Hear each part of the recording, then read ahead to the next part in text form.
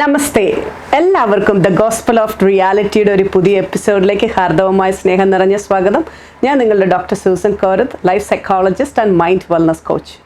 എല്ലാവർക്കും നമ്മളുടെ ഈ ഗോസ്പൽ ഓഫ് റിയാലിറ്റിയുടെ എപ്പിസോഡുകൾ ഇഷ്ടമാകുന്നുവെന്ന് അറിയുന്നു. പലരും നല്ല അഭിപ്രായങ്ങൾ എഴുതാറുണ്ട്. എല്ലാവർക്കും അത് ഇഷ്ടമായതിൽ വളരെ സന്തോഷം. ഇനിയും നല്ല മെസ്സേജസുമായിട്ട് ഞാൻ വരുന്നതാണ്. നിങ്ങൾ നിങ്ങളുടെ ഫ്രണ്ട്സിനും നിങ്ങൾക്ക് അറിയാവുന്നവർക്കൊക്കെ യൂസ്ഫുൾ ആകുമെങ്കിൽ അത് ഷെയർ ചെയ്ത് അവരെയും ഹെൽപ്പ് ചെയ്യുക. അപ്പോൾ ഇന്ന് നമ്മൾ നോക്കാൻ പോകുന്നത് വിവാഹമോചനത്തെ പറ്റിയാണ്, ഡിവോഴ്സ്. അത് ഇപ്പം ഒരു കാഷ്വൽ ആയിട്ടുള്ള സംഗതിയാണ്. പലരും വിവാഹം കഴിക്കാനായിട്ട് ധൈര്യപ്പെടുന്നത് തന്നെ അങ്ങനെ ഒരു ഓപ്ഷൻ ഇപ്പോൾ വലിയ കുഴപ്പമില്ലാതെ നടക്കുന്നല്ലോ എന്നുള്ള ഫീലിങ്ങിലാണ്. എനിക്ക് ഇഷ്ടമില്ലെങ്കിൽ ഇറങ്ങി പോരാനുള്ള സ്വാതന്ത്ര്യം എനിക്കുണ്ടല്ലോ എന്നുള്ള രീതിയിലാണ് പല വിവാഹങ്ങളും എന്നെനിക്ക് തോന്നുന്നു.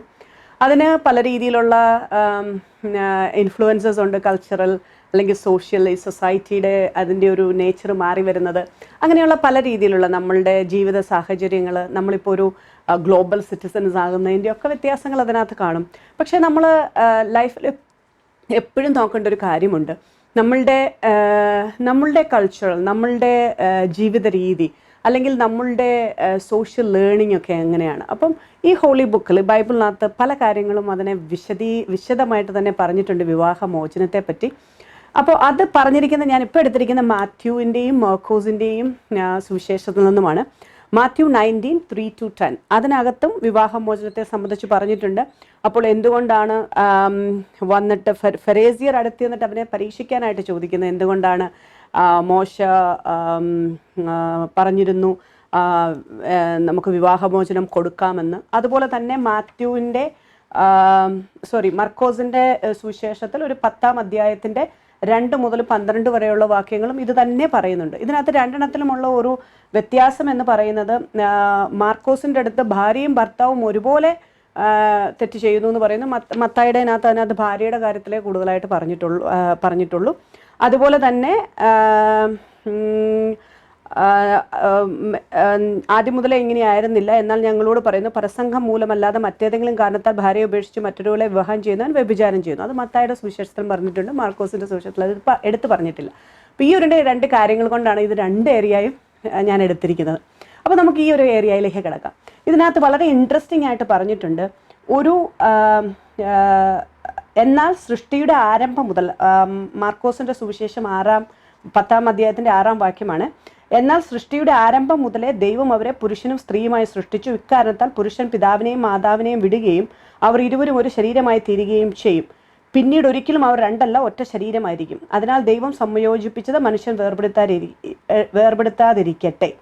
അപ്പോൾ ഇതിനകത്ത് പറയുന്നത് പുരുഷനാണ് അപ്പനെയും അമ്മയും വിട്ടിട്ട് സ്ത്രീയോട് ചേരുന്നതെന്നാണ്. ഇതിനകത്തുള്ള നമ്മുടെ എല്ലാം വിചാരം, ഞാനിത് നേരത്തെ എൻ്റെ ഒരു എപ്പിസോഡിൽ പറഞ്ഞിരുന്നു, അവരെ ഇങ്ങനെ വിട്ടു പോന്നിട്ട് ഭാര്യയുടെ കൂടെ അങ്ങനെ നിൽക്കുന്നത്. അങ്ങനെയല്ല. നമ്മൾ ഈ പല ടെൻഡൻസി ഉണ്ട്.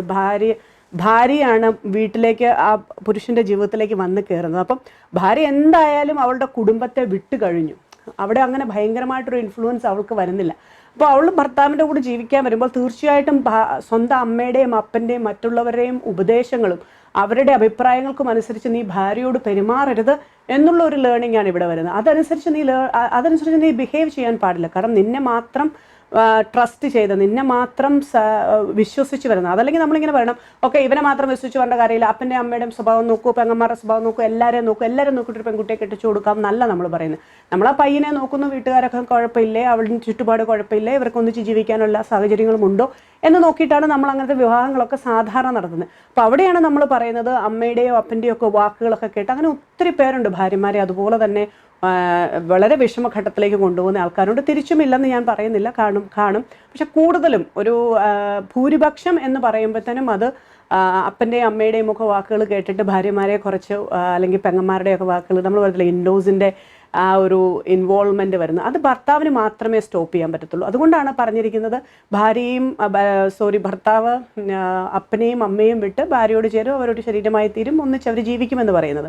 അപ്പോൾ അതല്ലാതെ അവരെ പൂർണ്ണമായിട്ട് ഉപേക്ഷിച്ച് വരിക എന്നുള്ളതല്ല. അപ്പം ആ ഒരു ശരിക്കും അവർക്ക് ആ സപ്പോർട്ട് കൊടുക്കുക ഭർത്താവിൻ്റെ കടമ തന്നെയാണ്. ഇനി ഡിവോഴ്സ് എന്ന് പറയുന്നത് നമുക്ക് തീരെ ജീവിച്ചു പോകാൻ പറ്റാത്തൊരവസരത്തിൽ മാത്രം നമ്മൾ എടുക്കുന്നു. അവിടെ തന്നെ പറയുന്നുണ്ട്, നിൻ്റെ ഹൃദയ കാഠിന്യം മൂലമാണ് മോശം അങ്ങനെയൊന്നും സംഭവിച്ചത്.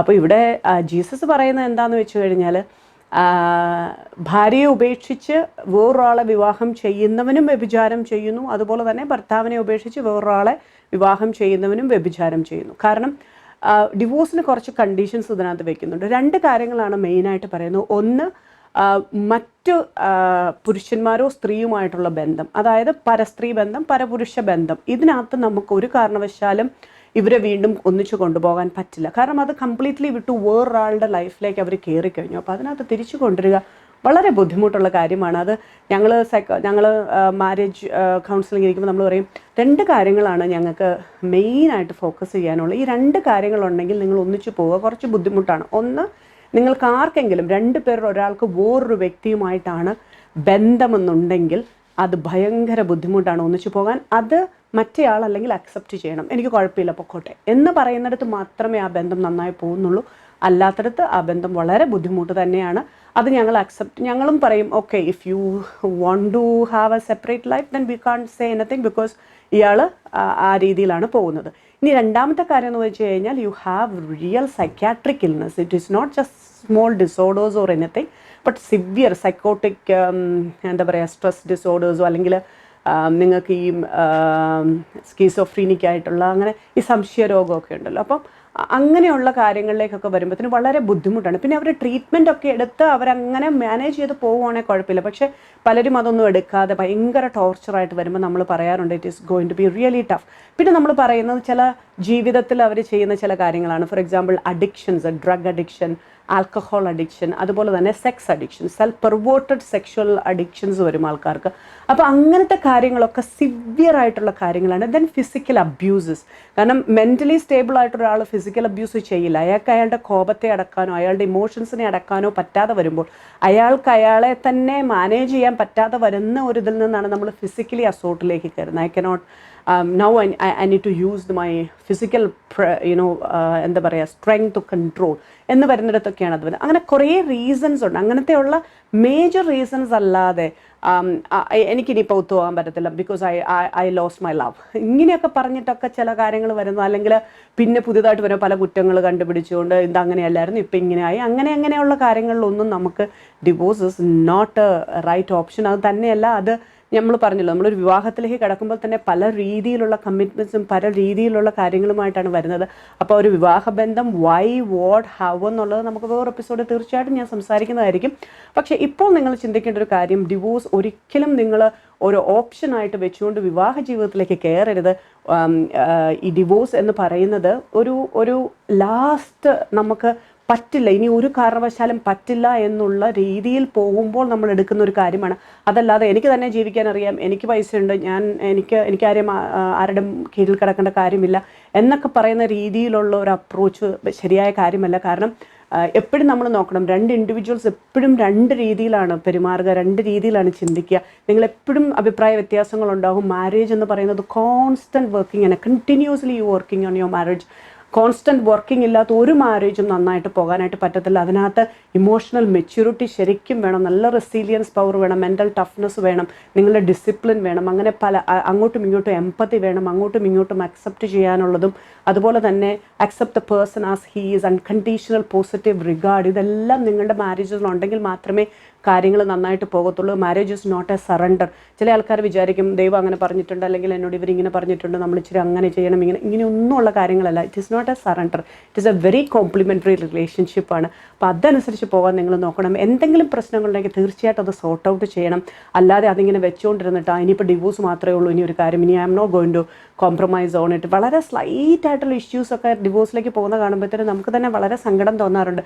ചിലപ്പോൾ അവർ ആദ്യമേ ഉണ്ടാകുന്ന പ്രശ്നങ്ങളെ ഇങ്ങനെ വെച്ചുകൊണ്ടിരുന്നിരുന്നിരുന്ന് പിന്നെ അത് വലിയൊരു ഹിമാലയൻ പ്രശ്നമായി തീർന്നിട്ട് അങ്ങനെയൊക്കെ വരുന്നത്. അതുകൊണ്ട് തന്നെയാണ് നമ്മൾ പറയുന്നത്, നിങ്ങളുടെ മാരേജസ് സച്ച് എ വണ്ടർഫുൾ ഒരു ഇൻസ്റ്റിറ്റ്യൂഷനാണ്.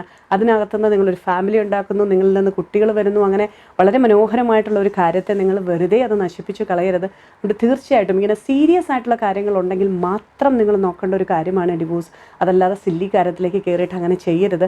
അതുതന്നെയാണ് നമ്മുടെ ഹോളി ബുക്കും പറയുന്നത്. അതുകൊണ്ട് തീർച്ചയായിട്ടും ഏറ്റവും നല്ല രീതിയിൽ നല്ലപോലെ മാനേജ് ചെയ്ത് നല്ലൊരു കോംപ്ലിമെൻ്റ് റിലേഷൻഷിപ്പിൽ പോകാൻ എല്ലാ ദമ്പതിമാർക്കും സാധിക്കട്ടെ. അങ്ങനെ നിങ്ങളുടെ ജീവിതം മനോഹരമായി തീരട്ടെ. ദൈവം നമ്മളെല്ലാം അനുഗ്രഹിക്കട്ടെ.